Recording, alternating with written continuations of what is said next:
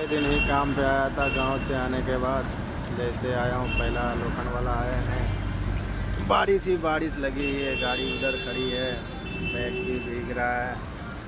भाई साहब हमारे खड़े हैं, एक काम किए हैं अभी, और बारिश इतना ज़्यादा हो रही है कि पूछो मत। सबसे बड़ी प्रॉब्लम है मुंबई में बारिश के टाइम में, इलेक्ट्रिक का शॉर्ट सर्किट का होता है ज़्यादातर एसी में, और प्लस करंट बहुत मारता है, अर्थिंग बहुत मारता है।